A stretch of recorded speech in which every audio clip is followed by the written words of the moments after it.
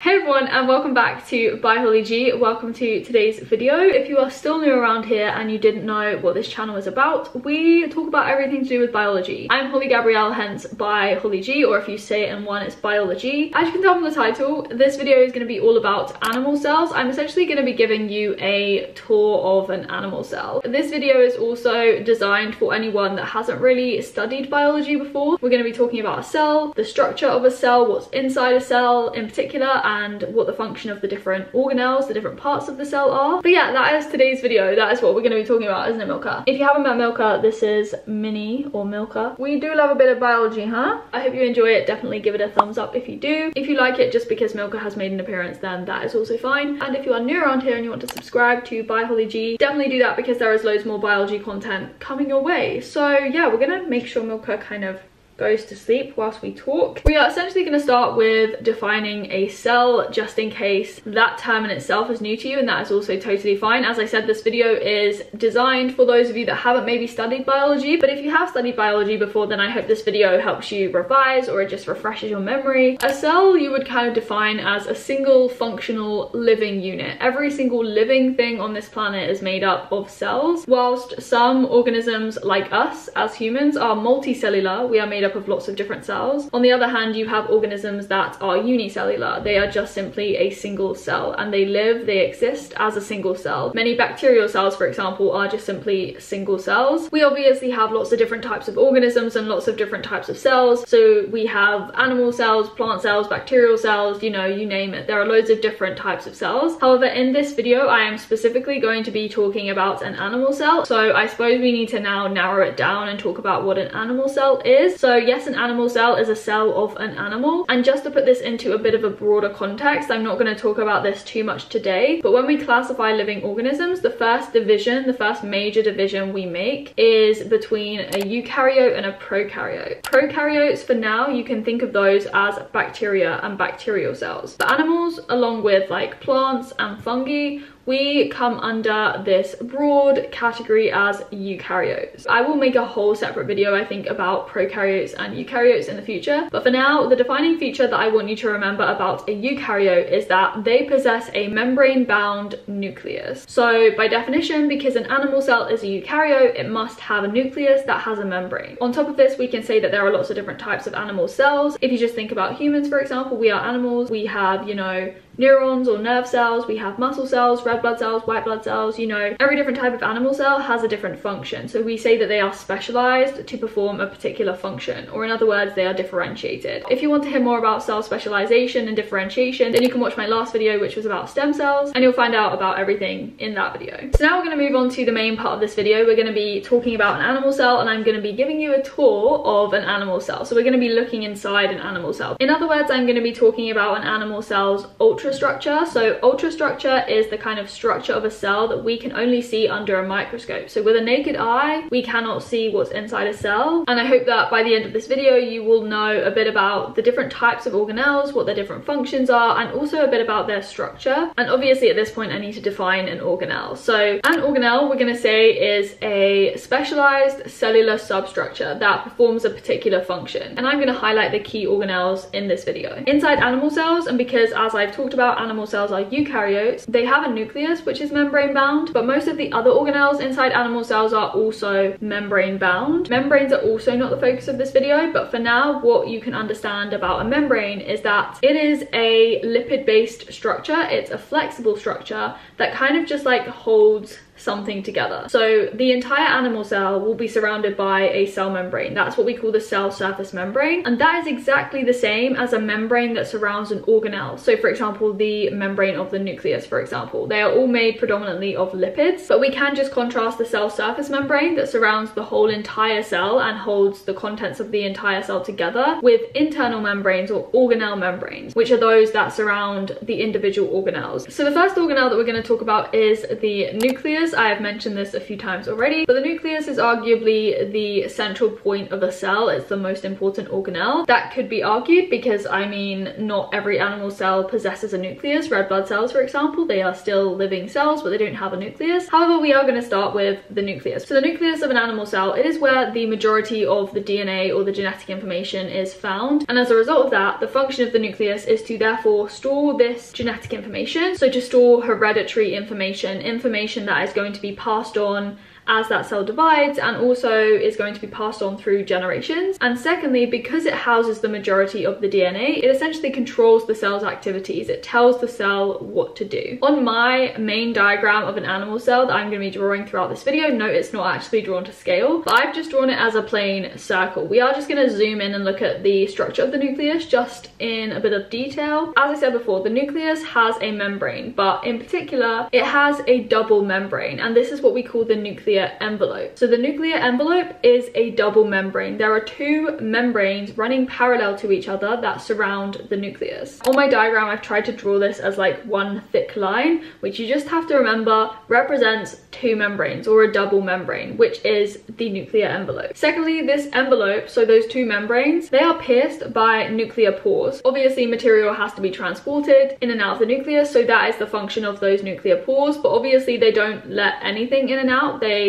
transport things in a highly regulated manner. If we just now look inside the nucleus, so obviously we find the DNA inside the nucleus. However, DNA in the nucleus is not found alone. It's not naked DNA. DNA in the nucleus is found in complex with proteins, and that complex of DNA and proteins in the nucleus is what we call chromatin. So on my diagram, I've drawn like faint lines, and that represents the chromatin. Obviously, chromatin, so DNA plus protein, goes on to form chromosomes. And as you may know, in a human cell, which is a type of animal cell, we have 46 chromosomes, or 23 pairs, and those chromosomes are made up of chromatin, which represents DNA plus protein. The most important thing to remember is that DNA in the nucleus is not alone. It is in complex with proteins, and that is called chromatin. Chromatin forms the basis of epigenetics, and I honestly love epigenetics as a field, so I'm going to be talking about chromatin possibly even in the next video after this one, because I just think it's so cool. But just remember, DNA plus protein represents chromatin. The two last things to point out about the nucleus. We firstly have the nucleolus. So that is a very dense and dark staining region in the nucleus. For now, you can just think of it as very tightly compacted chromatin, so it's very densely staining. As I will talk about a bit later in this video, the function of the nucleolus is to put together ribosomes, and I'm going to talk about ribosomes as an organelle a bit later. And the final thing to talk about is that the kind of aqueous space within the nucleus,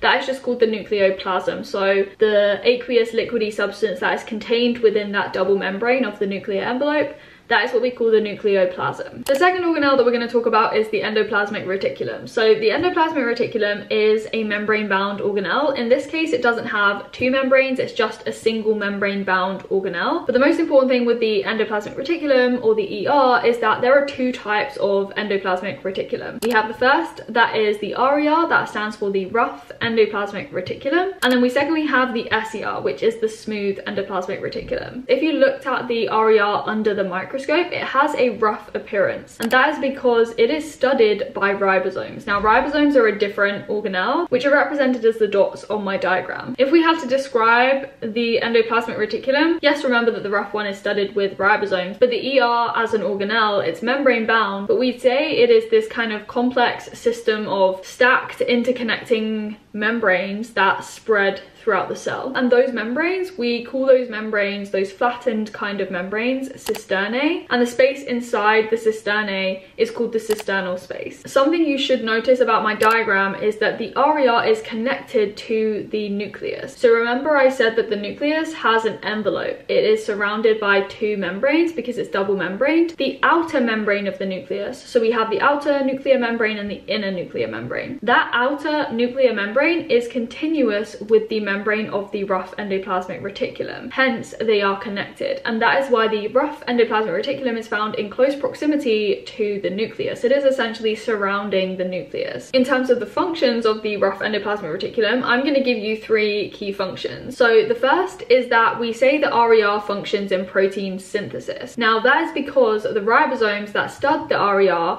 their function is to make proteins. Yes, you can be pedantic and say that it's not the RER per se that is making the protein, it's the ribosomes on the RER that are making protein. However, because the ribosomes are part of the rough endoplasmic reticulum, we will just say that the RER makes proteins. So that's one of its functions. The second is protein transport. So once those proteins have been made on the ribosomes studding the RER, they will get transported or trafficked throughout the rough endoplasmic reticulum. The third function of the rough endoplasmic reticulum is then to modify proteins. So it starts to modify proteins because proteins, once they're made, they do have to undergo modification. So we've talked about the RER. Let's now talk about its counterpart, so the smooth endoplasmic reticulum. This is still endoplasmic reticulum, so it is still a complex system of interconnecting membranes called cisternae, but it's smooth in appearance. So the first thing to note is that it's not studded with ribosomes. The second thing that you should notice about my diagram is that the smooth endoplasmic reticulum is an isolated organelle. It's not attached to the nuclear membrane. It's not continuous with the outer membrane of the nuclear envelope. It also has different functions to the RER. I'm going to talk about 3 key functions again, and this should help you to remember the functions if you just think about a rule of 3 or something, for example. The first function of the SER is that it synthesizes lipids. It synthesizes different types of lipids and makes, for example, like cholesterol and steroid hormones. So steroid hormones are hormones that are based on lipids. They're steroid based. The second function of the SER is to function in detoxification. So it kind of like neutralizes or detoxifies certain toxins. And then thirdly, it also stores calcium ions that can be released from the SER. And those calcium ions usually function in cell signaling or cell communication within a cell. The next organelle that we're going to talk about is the mitochondria. So I'm drawing some mitochondria in the cell. They're kind of like rod-shaped organelles. You'll hear people say that the mitochondria are the batteries of a cell. They are responsible for generating energy so that a cell can function, because energy is obviously needed for a cell to function. In biology, energy is made and stored as a compound called ATP, adenosine triphosphate. So the mitochondria is responsible for producing that ATP, which is basically energy you can think of if you've never heard of ATP before. And it makes that ATP in a process of aerobic respiration. So respiration is a series of chemical reactions that generates ATP, and it's specifically aerobic respiration, the majority of the stages of aerobic respiration that occur in the mitochondria. Now, aerobic respiration means that it's respiration that takes place in the context of oxygen. It's aerobic. We do have anaerobic respiration, which takes place without oxygen, but the mitochondria doesn't perform anaerobic respiration. It only performs 3 out of the 4 stages of aerobic respiration. So it basically generates ATP. They are double membraned organelles, so they have 2 membranes like the nucleus. However, we don't say it's the mitochondrial envelope. You just have to know that it is double membraned. It has an outer membrane and an inner membrane. And as you can see from the mitochondria on my diagram, that inner membrane is not continuous with the outer membrane. It's not running parallel. I'm not going to talk about the structure of the mitochondria today, but you can just know for now that we have the outer membrane and then we have the inner membrane that is folded. I will also point out that the mitochondria do have their own DNA. It's what we call mitochondrial DNA. And the reason why I'm pointing that out is because I said at the start when we were talking about the nucleus, it houses the majority of the DNA in an animal cell. However, there are other organelles that have their own DNA, and the only other place in an animal cell is the mitochondria. So now we're going to move on to the Golgi apparatus. So the Golgi apparatus is another organelle, and it kind of looks similar to the endoplasmic reticulum. However, the Golgi as an apparatus is composed of not only those membranes but also associated vesicles. So the Golgi apparatus is a system of membranes and also associated vesicles, which are the circles I'm drawing on my diagram. I will address what a vesicle is. A vesicle is a very simple organelle. However, it is an organelle in its own right. In this case, we're talking about the vesicles associated with the Golgi. However, we do have vesicles inside animal cells that do function on their own. They're simply small spherical organelles that are surrounded by a single membrane. They're just kind of like membrane bound sacs, really. And in a cell, they kind of like function in storing material and also transporting material within a cell. Now, in terms of the functions of the Golgi, again, I'm going to give you 3 key functions. So it is again related to protein. So remember that the rough endoplasmic reticulum, just to recap, functions in protein synthesis, protein transport or protein trafficking, and protein modification. The Golgi, it firstly functions in protein trafficking or transport. So what happens is when a protein is made, it's made on a ribosome, and then it gets transported through the endoplasmic reticulum, the rough endoplasmic reticulum, and then it usually gets transported through the Golgi after that. So the Golgi functions in protein trafficking. It also functions in protein modification. So once the protein has been modified in the endoplasmic reticulum, it is further modified in the Golgi. So we could specifically say that the Golgi functions in further protein modification. And then thirdly, the Golgi functions in protein sorting. So what I mean by that is the Golgi, I kind of want you to think of it as the post office. That is my analogy that I use. The Golgi essentially labels proteins and it sorts proteins, telling them where they should go in a cell. So it makes sure that proteins reach their correct destination. That destination might be to be secreted from the cell. It may be to be placed in the cell surface membrane that surrounds the whole entire animal cell. Or it could be a different organelle inside the cell. But that's what I mean by protein sorting. It labels the proteins and it tells them where they should go in a cell. Just focusing a bit more on that protein trafficking throughout the Golgi. So the Golgi, as I said, it's this system of membranes and associated vesicles. The membranes are called cisternae. Proteins always move through the Golgi in a unidirectional manner. We say that the Golgi therefore has directionality because the cisterna where the proteins enter the Golgi is specifically called the cis Golgi network, and that face of the Golgi, that end, is called the cis face. The cisterna or the membrane at the trans face is then called the trans Golgi network. The protein moves from the cis face to the trans face. The TGN in particular is also that kind of like sorting station. So we could specifically say that the TGN is the post office of the Golgi because it's sorting the proteins. It's making sure that they are labeled correctly so that they reach their appropriate destination inside the cell or even outside the cell. Moving on then to ribosomes. Ribosomes are another organelle, and there are loads of ribosomes found inside cells. The first thing I'm going to point out is that ribosomes, as organelles, they are not membrane bound. They do not have a membrane. And the second thing to note is that yes, whilst some ribosomes are associated with the rough endoplasmic reticulum, others are just free floating in the cell. So they're just found inside the cytoplasm or the cytosol of the cell. Those are what we call cytosolic ribosomes. And the cytoplasm or cytosol, I am going to give you definitions at the end of this video, but for now it's just basically the aqueous or liquid portion of the cell. Ribosomes function in protein synthesis. As I said before, they make proteins, and protein synthesis I'm not going to talk about, but protein synthesis comes in two stages, and the ribosomes perform the second stage of protein synthesis, which is called translation, if you were just wondering. In terms of their structure, ribosomes kind of look like snowmen, and I'm going to tell you why in a second, but I always remember them as snowmen. They have like two subunits. They have a large subunit and a small subunit. If you flip my diagram on its head, it looks like a snowman with a large subunit and a small subunit, but essentially that is what a ribosome is. It has two subunits, a large one and a small one. Both of those subunits are made of ribosomal RNA and ribosomal proteins. And as I said before, the ribosomes are made in the nucleolus. So the nucleolus was that very dark staining region of the nucleus. What essentially happens is the ribosomal RNAs are made inside the nucleolus, and then the ribosomal proteins are made outside the nucleus on the already pre-made ribosomes. Those ribosomal proteins have to then get imported to the nucleolus so that they can combine with the ribosomal RNA into the two subunits of the ribosome,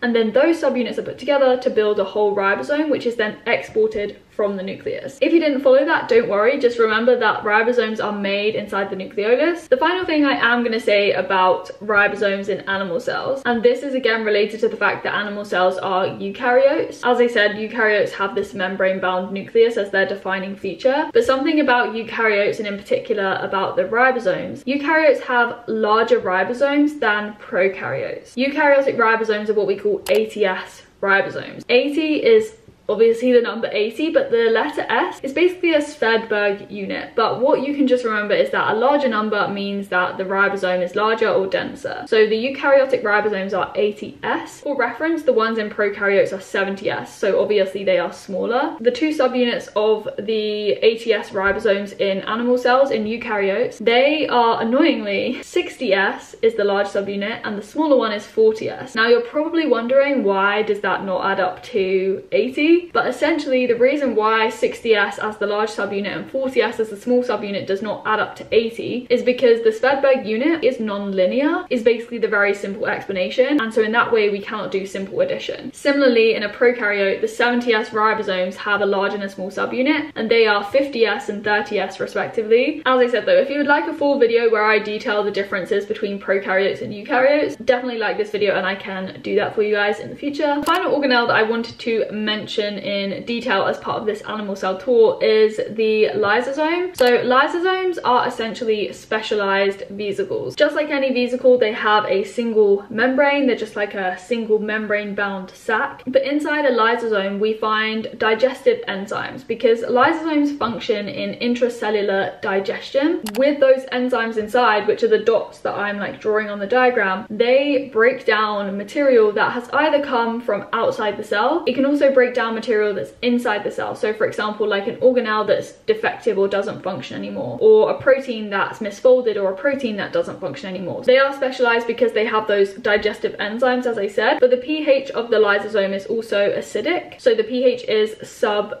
pH 7 because pH 7, if you remember chemistry or if you've done chemistry, pH 7 is neutral, and if you go below 7, that's an acidic pH. So in the lysosome, the pH is about pH 5, and that activates the enzymes so that they can break down material. On my diagram, there are some organelles that I haven't mentioned. I do just want to name them briefly. Firstly, we have vacuoles. So animal cells are not really known to have vacuoles. Vacuoles are like a key feature of plant cells, which I haven't spoken about in this video. I'm therefore not really going to talk about vacuoles, but if they are present in an animal cell, they're usually small, and they're usually only temporary, and they have kind of like storage functions, whereas in a plant cell, vacuoles are large and they are permanent. The other organelle that I just wanted to mention was a peroxisome. So peroxisomes, they have kind of like complex metabolic functions. You will sometimes see them labeled in an animal cell. They are there, but I'm just not going to talk about them either in this video. I will also say that eukaryotic cells, so that includes animal cells obviously, they have what's called the cytoskeleton,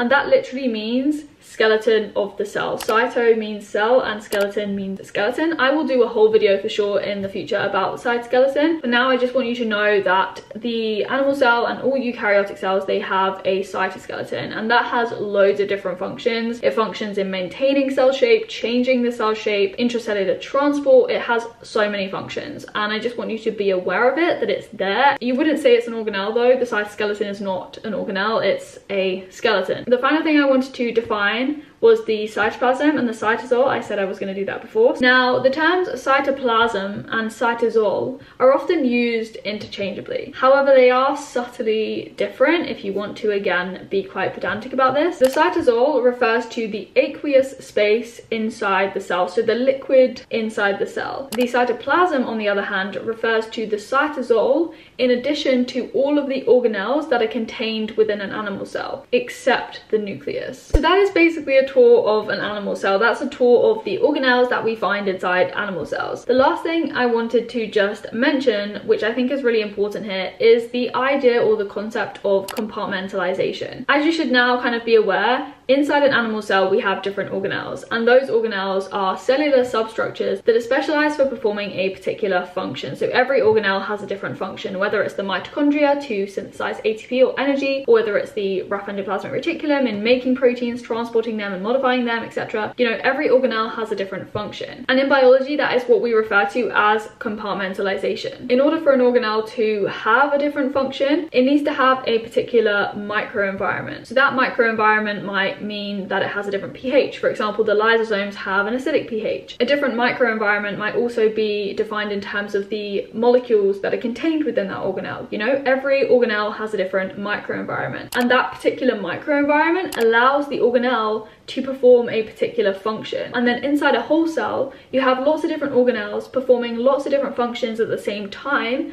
and so that means that we are increasing efficiency of an animal cell. So that's why compartmentalization is really important. It therefore means that a cell doesn't have to perform aerobic respiration and then move on to making proteins. You know, it can be doing all of this at the same time, and so animal cells are very efficient because they have lots of different specialized organelles. So I hope you followed all of this video. I hope you liked liked seeing the diagrams that I drew as well for this video for you guys. When I'm explaining things in biology, as I often do when I tutor, I have to be drawing diagrams, so definitely let me know if you enjoy those and find them useful. I hope you learned something new if this was your first intro to biology, if you didn't know anything about the cell before, or even if you knew everything, you know, you may have just picked up one extra nugget of information, you never know. Definitely like this video if you enjoyed it, comment down below, ask any questions, and yeah, definitely subscribe if you are gonna stick around and you're excited for more biology content coming very soon on this channel. Thank you as always for watching, and I will speak to you very soon in another video.